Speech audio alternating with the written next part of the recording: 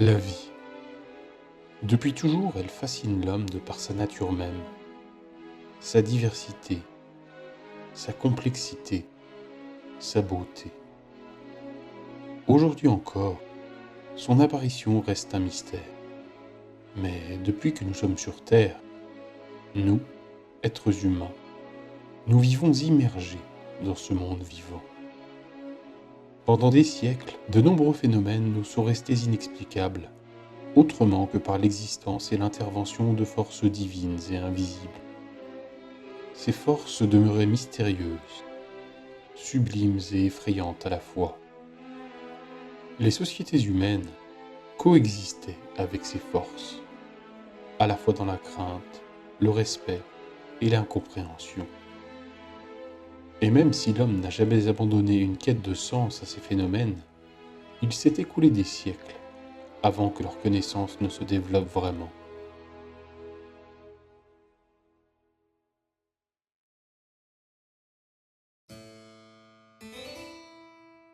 C'est entre le XVIe et le XIXe siècle que cette quête a pris une nouvelle dimension.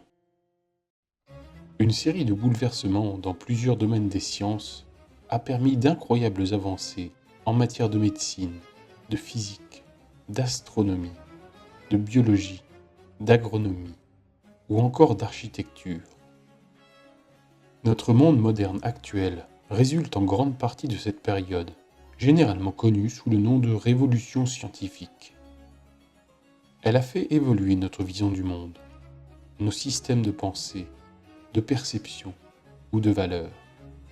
Elle a redéfini notre imago mundi et, par voie de conséquence, nos relations au monde et nos actions dans ce monde.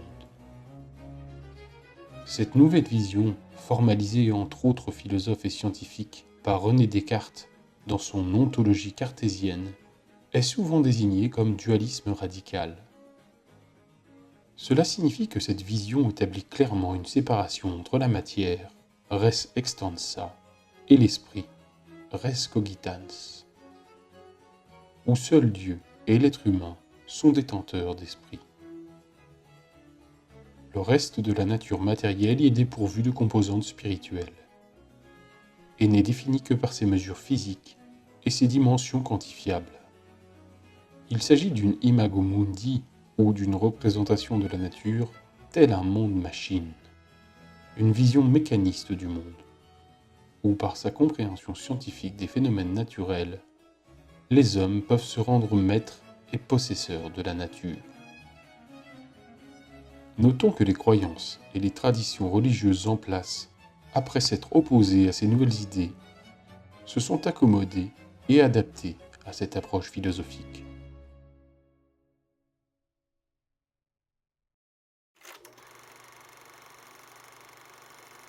Cette vision mécaniste a donc créé de nouveaux rapports entre les hommes et leur environnement.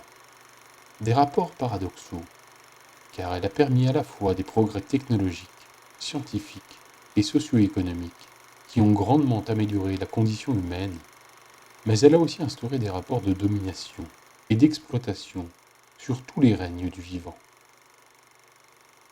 Il est important de comprendre qu'il s'agit d'une évolution majeure de la pensée humaine, qui a abouti in fine à notre société de consommation moderne. On peut logiquement considérer que c'est cette vision mécaniste, cette imago mundi, qui nous a conduit aujourd'hui aux multiples crises écologiques, socio-économiques et même psychologiques que nous traversons. Les sciences qui, au fil du temps, sont devenues référentes, ont souvent été le prétexte pour justifier des politiques économiques d'expansion et d'appropriation de ressources vitales, socialement discriminantes et écologiquement dévastatrices. Cette vision du monde mécaniste a même inspiré des théories scientifiques comme la théorie de l'évolution des espèces, des idées qui ont largement influencé les mutations profondes de nos rapports sociaux, en sacralisant les concepts de compétition et de compétitivité, de hiérarchie et d'autorité, ou encore de propriété privée et d'accumulation matérielle. avec cet autre paradoxe que si l'humanité n'a jamais produit autant de richesses, jamais leur répartition n'a été aussi inégalitaire. Au fil des générations, alors que s'accroissait de manière spectaculaire notre espérance de vie, notre croissance, nos technologies et notre niveau de vie individuel, nos sociétés humaines, dans leur grande majorité, se sont de plus en plus coupées de la nature. Cependant, le système dans sa globalité a fini par se déséquilibrer, et il semble malheureusement être arrivé aux limites de sa résilience, et se diriger tout droit vers un point de rupture. Alors nous sommes aujourd'hui devant un challenge vital, limpidement résumé par une phrase prophétique en son temps du célèbre physicien Albert Einstein. Il devient indispensable que l'humanité formule un nouveau mode de pensée si elle veut survivre et atteindre un plan plus élevé.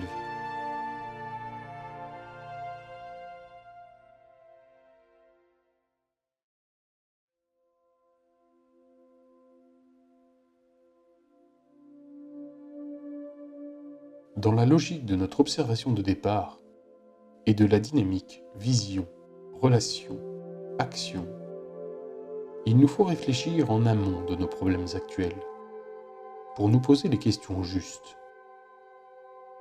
Il nous faut redéfinir ou retrouver une autre vision du monde, un autre modèle de pensée ou paradigme pour renouveler le programme de nos consciences. Et ce qui est singulier, ou finalement plutôt logique, c'est le fait que ce sont les mêmes sciences physiques, principales artisans de la vision mécaniste du monde, qui ont ouvert une autre voie, sur une vision unitaire de l'univers, une vision holistique et systémique.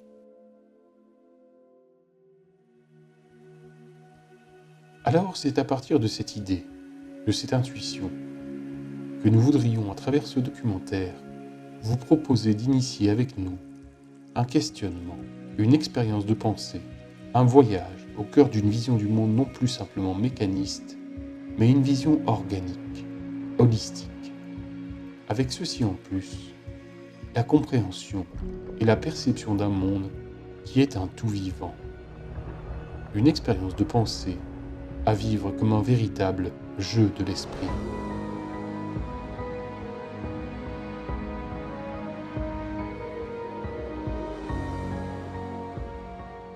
Mais avant d'entamer vraiment cette itinérance conceptuelle, et pour nous aider dans notre questionnement, prenons quelques instants pour nous rappeler plusieurs caractéristiques remarquables de ce que les sciences biologiques nous permettent aujourd'hui de connaître et de comprendre sur les systèmes ou les organismes vivants.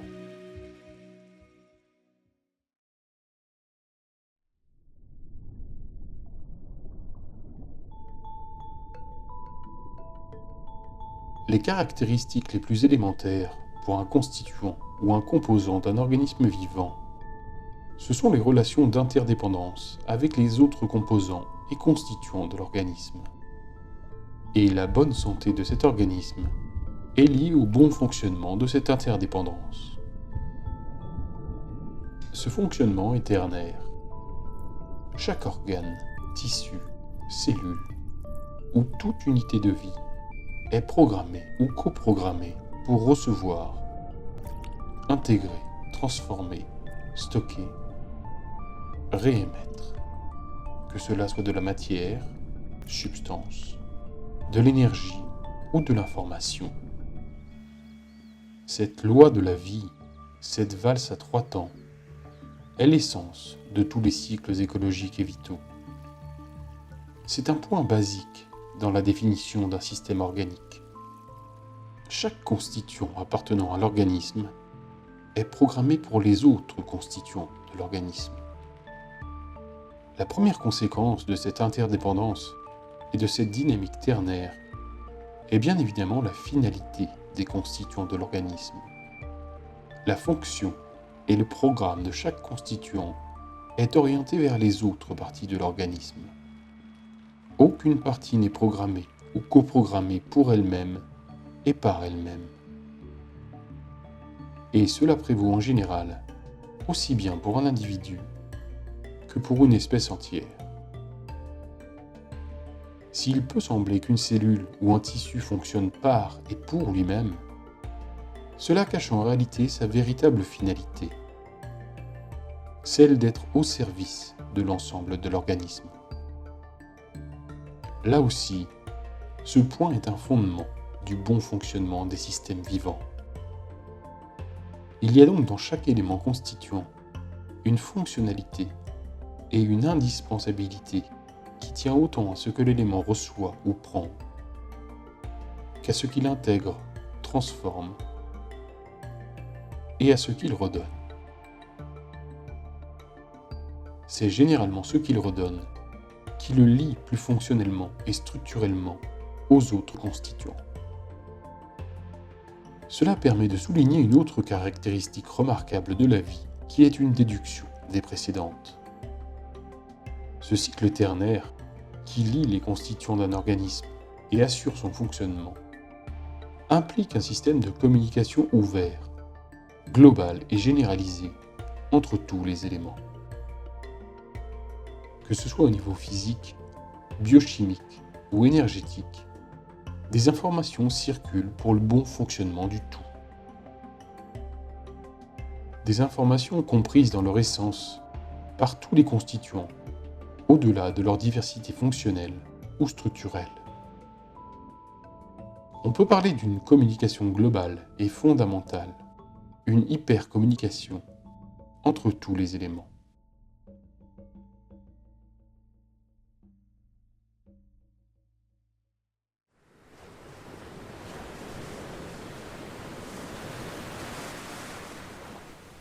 Cette communication globale, ces échanges d'informations entre les divers constituants de l'organisme, nous amènent directement à souligner une autre caractéristique remarquable du vivant. C'est sa capacité à s'autoréguler, se reprogrammer, s'auto-guérir. En science, ce phénomène est appelé homéostasie. Homéostasie, bien évidemment possible, est directement liée à l'intégrité et aux capacités fonctionnelles des constituants de l'organisme. Une autre conséquence de cette capacité à s'autoréguler et à se reprogrammer permet de souligner que l'évolution ou la dynamique spatio-temporelle d'un organisme est ainsi plus une affaire de mutualisme et de collaboration que de combat et d'opposition, avec comme finalité la pérennité de la vie de l'organisme. De nombreux chercheurs en conviennent aujourd'hui. D'une façon générale, les paliers d'évolution de la vie ont toujours résulté de l'association de divers organites, et sa complexification est indissociable de la capacité de ses composants à s'associer et à collaborer.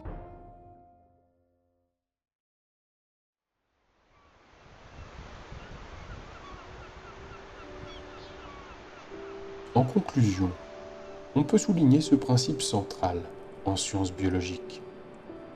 Chaque unité de vie ou chaque organisme vivant peut être considéré comme un tout unifié, composé de différents éléments, où le tout est plus que la somme des éléments qui le composent.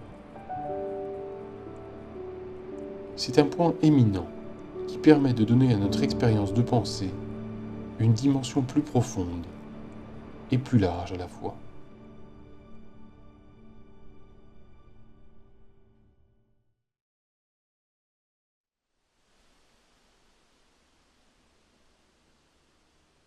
Commençons maintenant notre questionnement et notre réflexion en nous projetant dans cette vision du monde holistique et systémique, en percevant le monde comme un tout vivant.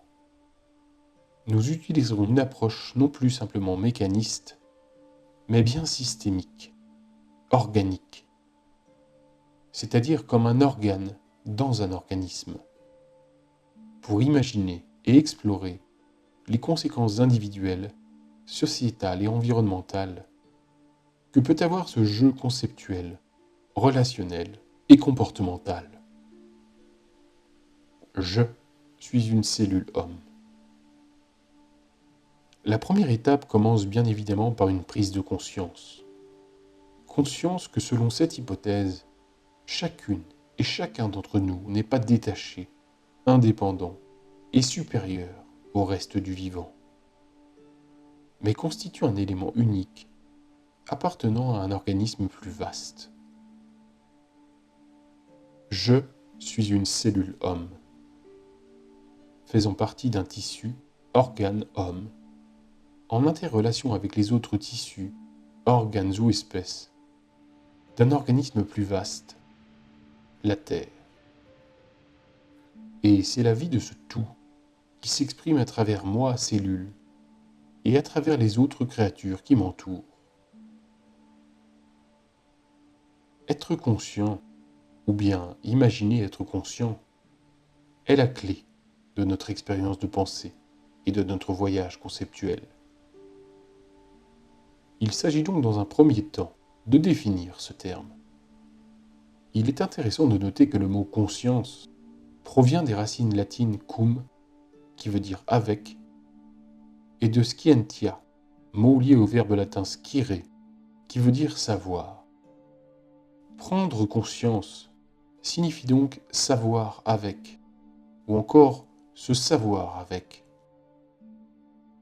C'est amener à son esprit que moi, sujet, je suis bien lié et je me sais avec les objets ou les phénomènes que je décris. Ainsi, prendre conscience, pour succinctement résumer l'action, consiste donc à relier non seulement les objets ou les événements entre eux, mais aussi à les relier à nous-mêmes. Être conscient ou avoir conscience d'une chose ou d'un événement, c'est donc ici nous relier à cette chose ou à cet événement, en lui associant un entendement physique, matériel, à travers une perception sensorielle, un entendement mental, intellectuel ou spirituel, à travers une définition, une visualisation plus abstraite, et un entendement émotionnel, affectif, à travers des émotions et des sentiments.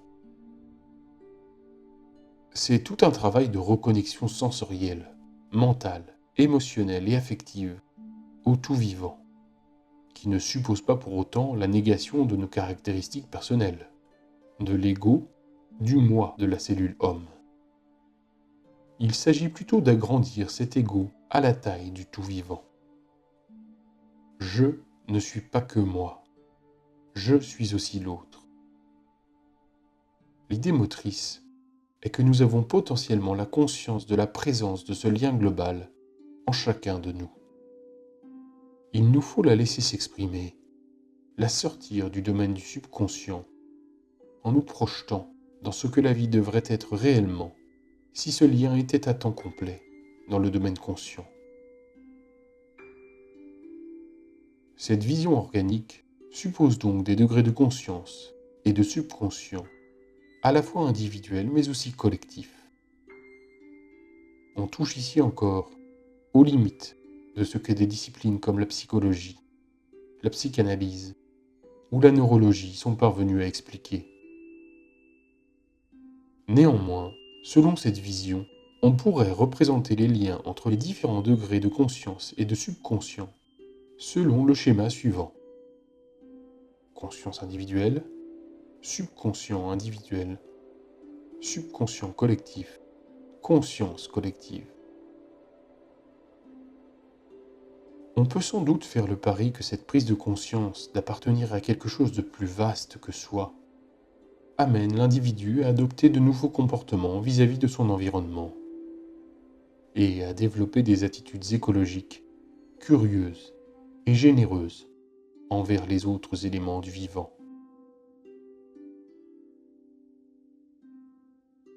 Notre jeu conceptuel nous force également à réexaminer la notion de besoins individuels et collectifs de l'être humain.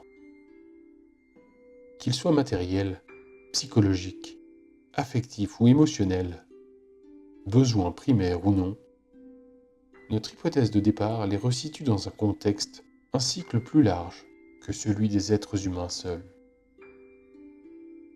Dès lors, nous pouvons envisager ces besoins comme faisant partie de nos fonctions, de notre rôle dans le système vivant. Ainsi, respirer, boire, manger, dormir, nous reproduire, sont des actes ternaires, inscrits dans un cycle plus vaste, lui-même utile au cycle de vie. Plus ces gestes à trois temps sont intégrés dans des cycles écologiques de contact, de proximité et d'interdépendance de la cellule avec son environnement, plus ils sont générateurs de liens, de cohésion de cette cellule avec le tout.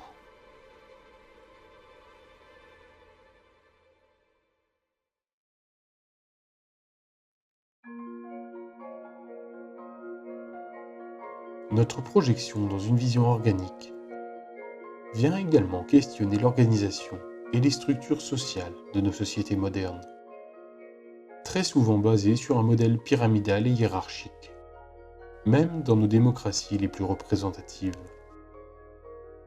Il est pourtant difficile d'imaginer un système hiérarchique entre les cellules d'un même tissu ou d'un même organe. Une cellule humaine, dans une vision organique, ne peut réellement prétendre être une référence d'origine supérieure, pas plus qu'elle ne peut se référer aux autres ou à une autre cellule humaine qui prétendrait cette différence. Les cellules d'un même tissu peuvent avoir des responsabilités, des fonctionnalités ou des rôles divers, mais elles proviennent de la même origine. Et surtout, elles ont un but et un propos commun. L'organicité suppose donc une organisation sociale, sociétale, plutôt transversale et non pyramidale.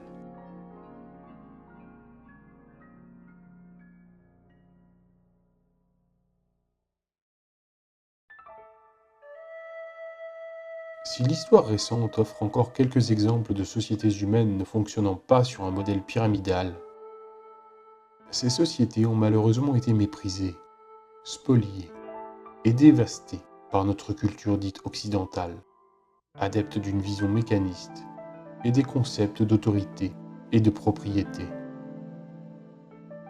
Il reste néanmoins des idées et des mots qui ont échappé à l'oubli, comme ceux du désormais célèbre chef indien Seattle, qui dans un discours intense, il y a près de 2 siècles, a exalté cette évidence.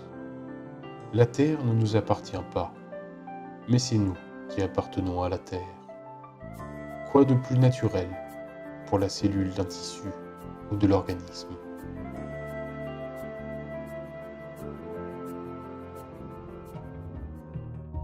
Le concept de propriété, cher à notre civilisation mécaniste, ne semble pas dater de la nuit des temps, car l'histoire nous enseigne qu'il serait plutôt une conséquence de la sédentarisation de l'homme et des premières sociétés agricoles.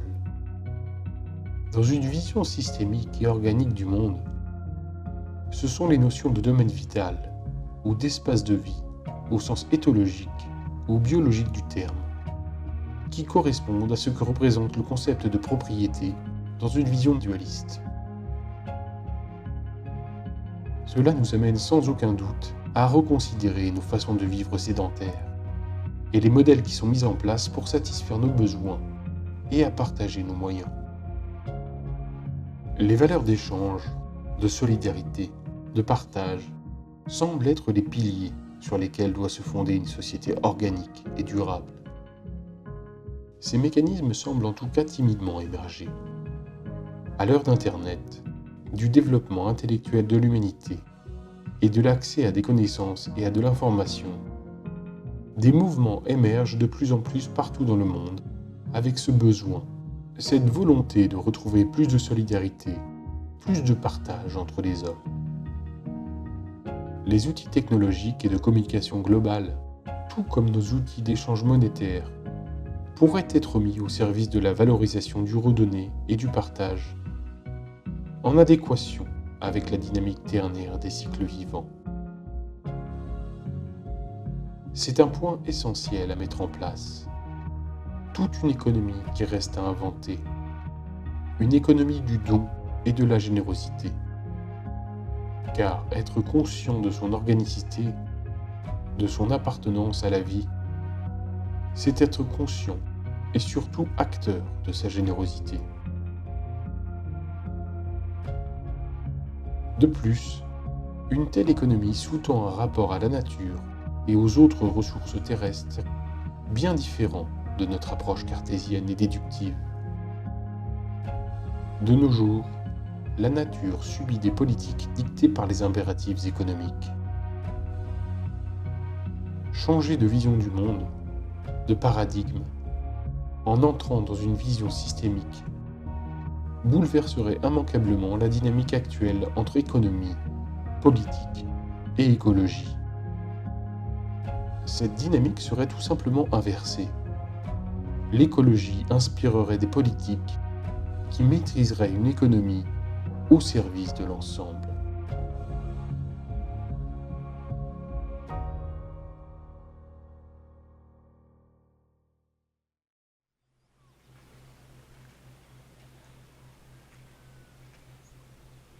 Un membre d'une société fondée sur une vision organique ne pourrait entreprendre de modifier, de transformer son environnement sans entendre et comprendre la fonctionnalité des éléments constituants dans la globalité et la pérennité de la vie du système. Et ce raisonnement vaut aussi bien pour le règne végétal qu'animal, car il se fonde sur le respect, la considération pour tous les autres constituants de l'organisme Terre et leur rôle respectif à jouer dans cet écosystème. Il s'articule autour de l'étude de la fonctionnalité de chacun d'eux et la recherche permanente de l'équilibre que la vie souhaite induire à travers la fonction de l'homme, ou celle d'autres créatures terrestres, vis-à-vis de ces autres êtres. Cette recherche d'équilibre impacterait sans aucun doute notre gestion individuelle et collective des ressources, dans une multitude d'applications, que ce soit les transports, l'habitat, la production de nourriture ou de vêtements, l'agriculture, les communications, et ce en adéquation avec les fonctionnalités des autres constituants de l'organisme Terre. Si la vision mécaniste du monde nous est utile pour analyser, répertorier et classifier la nature en différents règnes, minéral, végétal, animal, en simplifiant les problématiques et en les organisant, elle n'est peut-être qu'une étape facilitatrice, nous amenant à relier tous ces éléments, aussi divers soient-ils, dans un même tout vivant. Passer d'une étape déductive à une démarche dite inductive. Ainsi, les roches, les minéraux, ou toute chose en apparence inerte, seraient aussi à considérer comme appartenant au système vivant. Tout serait vie, et la vie engloberait tout.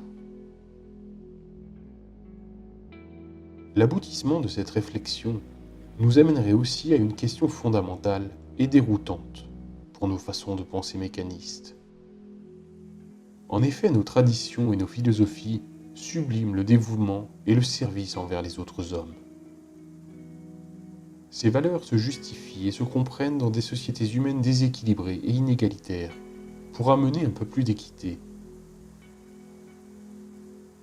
La réalité profonde de notre fonction d'homme, dans la logique de notre approche systémique, doit sans aucun doute nous faire sortir du simple cercle de notre propre espèce. Ainsi, l'épanouissement ou l'élévation de l'homme ne serait-il pas de servir les autres constituants de l'organisme Terre, et non point les autres hommes?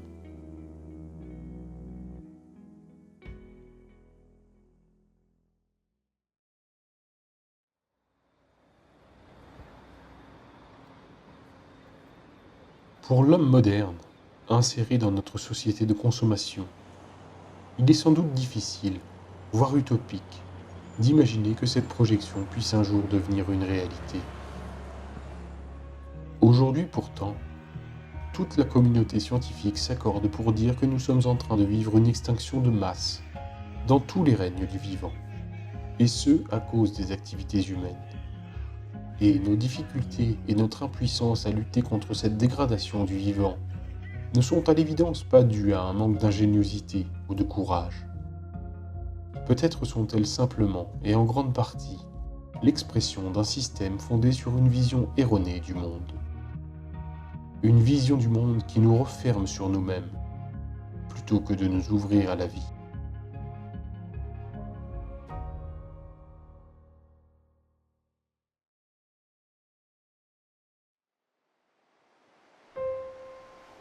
Ce film n'a pas vocation à donner les solutions aux problèmes que nous traversons actuellement. Il a pour simple ambition de nous aider à nous poser les bonnes questions dans une réflexion collective, en tentant de nouvelles approches et en connectant nos esprits dans une vision organique, systémique. Cela pourrait nous permettre d'ouvrir des travaux de recherche et des expérimentations dans le domaine de l'écologie humaine, par exemple. Attendre des solutions d'un individu providentiel, d'un sauveur, est incohérent avec la vision organique du monde que nous venons de proposer. Les réponses les plus probantes émergeront de manière collective, en reliant les éléments et en expérimentant de nouveaux modèles.